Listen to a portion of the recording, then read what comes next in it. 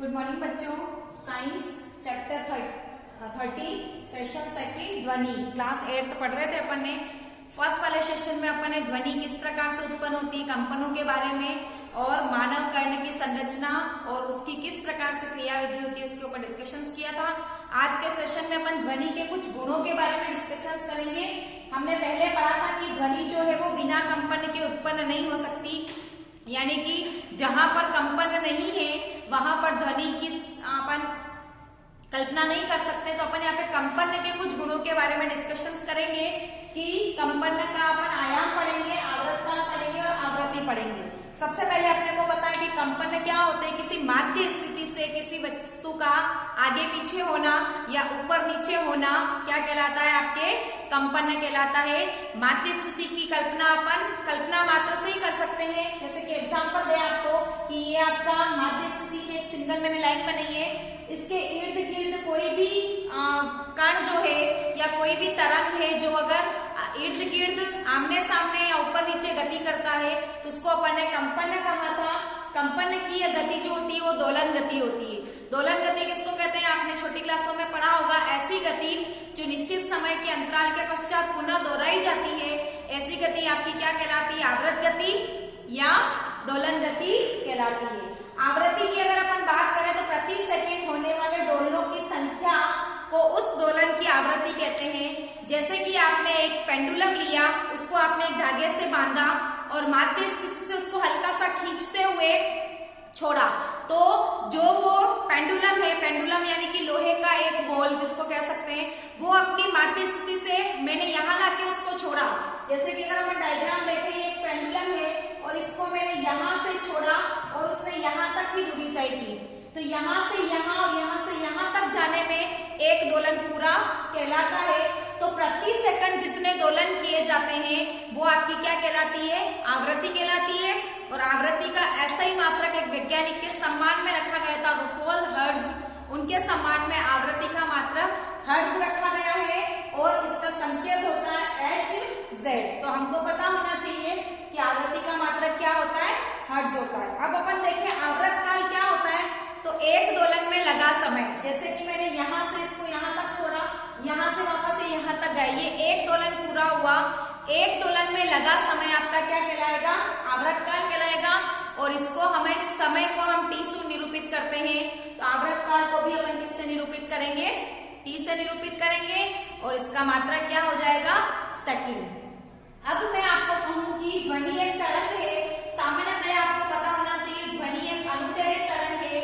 ये आपका एक माध्य स्थिति है, इसके इर्द गिर्द कोई कण कंपित करते हुए इस प्रकार तरंग की भांति गति करता है। तो इसमें आपको दो चीजें दिख रही होगी। एक चीज आपको उभरी हुई दिख रही है जिसका टॉप भाग श्रृंग कहलाता है, और एक चीज आपको गर्द में दिख रही है जिसको अपन किससे लिखेंगे, गर्द से लिखेंगे। तो दो क्रमागत श्रृंग यानी कि यहाँ से यहाँ तक जाने में या दो क्रमागत गर्त के बीच की दूरी आपकी क्या कहलाती है, तरंग दैर्घ्य कहलाती है, जिसको अपन लैम्डा से निरूपित करते हैं। इंग्लिश का उल्टा बाई, इसको लैम्डा कहा जाता है और इसका मात्रक जो होता है वो मीटर में होता है। तो जितना ज्यादा कोई कण माध्य स्थिति से विचलित हो रहा है, जैसे कि एक कण इतना विचलित हो रहा है, अगर मैं दूसरे कण की बात करूं, अगर वो इतना विचलन दिखाता है तो इसका आयाम क्या हो जाएगा, ये यानी कि इसका आयाम छोटा है और इसका आयाम क्या हो जाएगा, आपके बड़ा हो जाएगा। तो माध्य स्थिति से जितना विचलन हो रहा है, जितना ज्यादा बड़ा श्रृंग होगा या जितना गहरा गर्त होगा, उतना ही उस तरंग का आयाम क्या होगा, अधिक होगा। नेक्स्ट देखें तो ध्वनि की प्रबलता जो है वो आयाम पर निर्भर करती है। जितना बड़ा आयाम होगा उतनी ज्यादा ध्वनि जो है वो प्रबल होगी या मोटी होगी और दूर तक सुनाई देगी। जैसे कि आप एक ढोल को बजाते हो और आप एक बांसुरी को बजाते हो, तो ढोल में आयाम बड़े हैं, इस कारण से ध्वनि प्रबल है। तो बांसुरी की अपेक्षा ढोल की ध्वनि जो है वो अपने को मोटी प्रबल रूप से सुनाई देती है। हालांकि ये अपने पर्टिकुलर कान पर निर्भर करती है कि आपकी श्रवण क्षमता किस प्रकार की है, फिर भी ध्वनि की प्रबलता जो है वो आयाम पर निर्भर करती है। आयाम जितना कम होगा ध्वनि उतनी ही मंद होगी, धीरे होगी और स्ट्रॉन्ग नहीं होगी, यानी कि एनर्जी लेवल जो होगा वो साउंड का क्या होगा, धीरे होगा।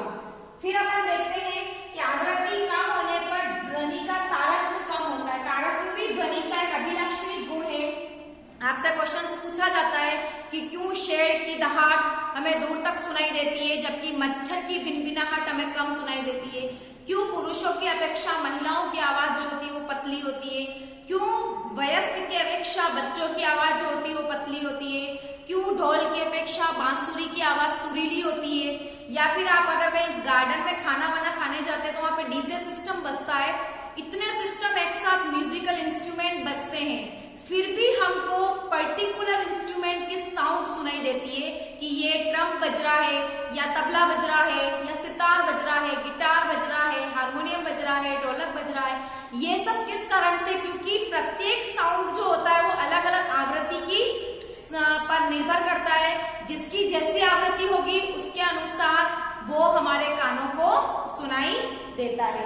तो आवृत्ति कम होने पर ध्वनि का तारतम्य कम होता है, जिससे आवाज क्या होगी? धीमी होगी।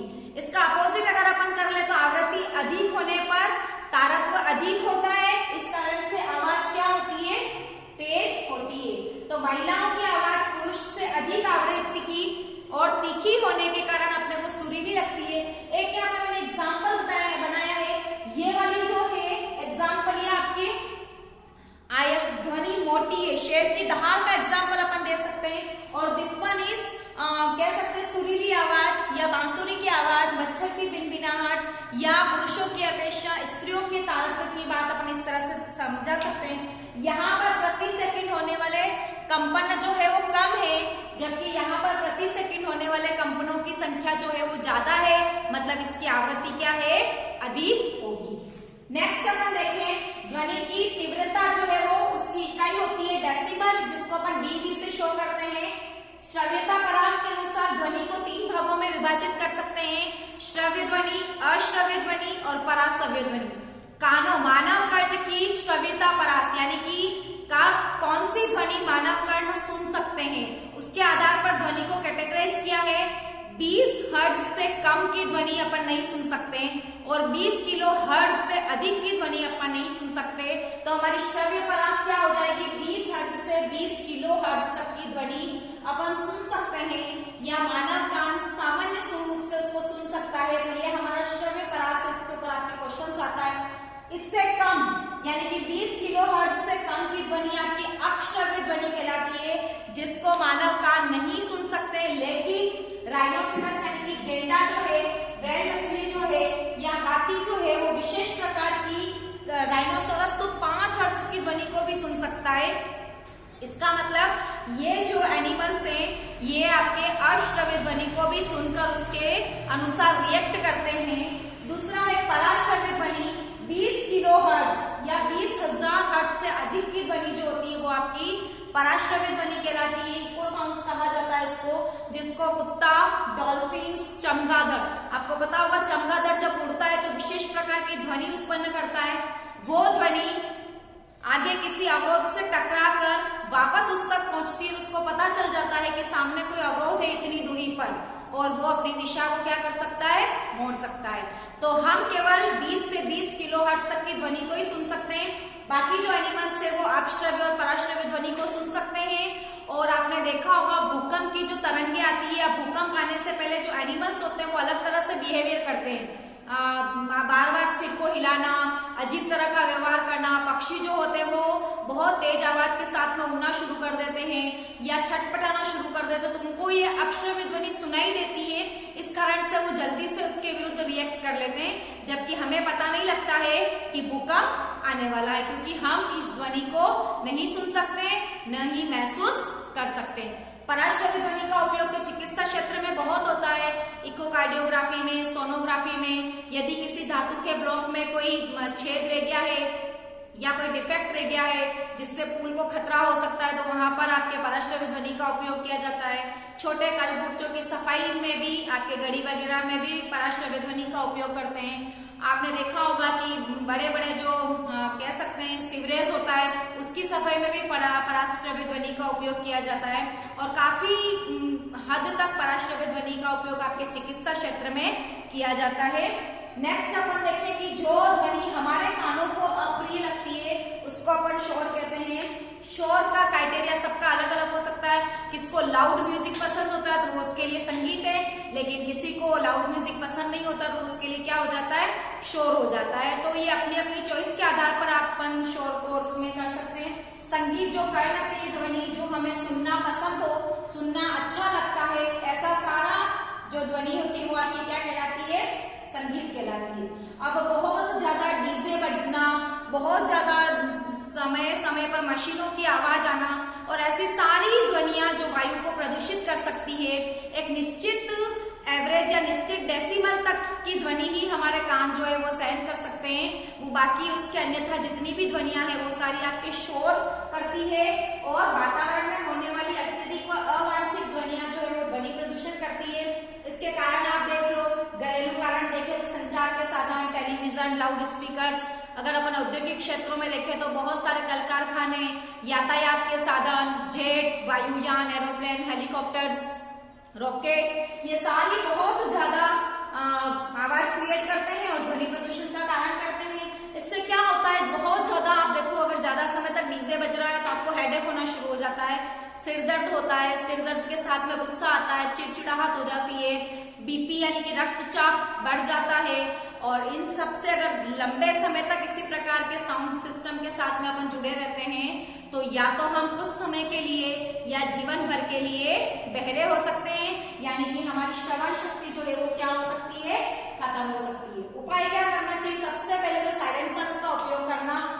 वर्तमान में बहुत सारे औद्योगिक क्षेत्रों में साइलेंसर जहां पे आपके हिंदी में दे रखा है, स्वशामक युक्तियों का उपयोग करना, दिस वन इज साइलेंसर्स का उपयोग करना। उद्योगों को आवासीय कॉलोनी से दूर स्थापित करना, अधिक से अधिक वृक्षारोपण करना, क्योंकि पेड़ जो है वो ध्वनि तरंगों को रोक लेते हैं तो आवाज ज्यादा फैलती नहीं है। फिर साउंड प्रूफ कमरे बनाना, साउंड प्रूफ इस प्रकार की इमारतें बनाना कि अगर कोई डीजे बज भी रहा है तो उसकी आवाज बाहर तक नहीं जाए।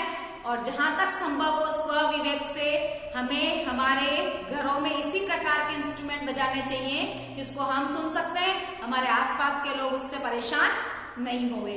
कुछ यहाँ पे आपके सामान्य जो ध्वनियों की तीव्रता की दे रखा है, एग्जाम्पल्स दे रखे हैं। अपन ब्रीथिंग करते हैं, श्वसन क्रिया करते हैं तो आवाज होती है 10 डेसिमल। मंद फुसफुसा डिस्प्रिंग अगर अपन करते हैं तो 30 डेसिमल। सामान्य बातचीत जो की जाती है वो 60 डेसिमल। बहुत ज्यादा ट्रैफिक है तो 70 डेसिमल। और उद्योगों में जो है वो आपके 80 डेसिमल तक की ध्वनि उत्पन्न होती है। मानव कान जो है वो 80 डेसिमल की ध्वनि से ज्यादा ध्वनि को सहन नहीं कर पाते और ये सारे प्रभाव जो है वो आपके शरीर पर दिखाई देते हैं। तो सामान्यतया हमारा नॉर्मल रेंज है 30 से 50 डेसिमल तक की ध्वनि के अंतर्गत ही हमें बातचीत करनी चाहिए, या जो भी हम इंस्ट्रूमेंट्स वगैरह सुन रहे हैं उसकी आवाज उसी अनुसार रहनी चाहिए। तो हमने इस सेशंस में तरंग के देखे थे किस प्रकार से है। एक आपके और क्वेश्चन आता है आवृत्ति और आवर्तकाल में संबंध, तो new is equal to 1/T, ये भी आप थोड़ा सा देख लेना। तो इस प्रकार से हमारा चैप्टर ध्वनि सेशंस 2 के साथ यहीं पर खत्म होता है। नए सेशंस में नए चैप्टर के साथ हम फिर से मिलेंगे। Thank you.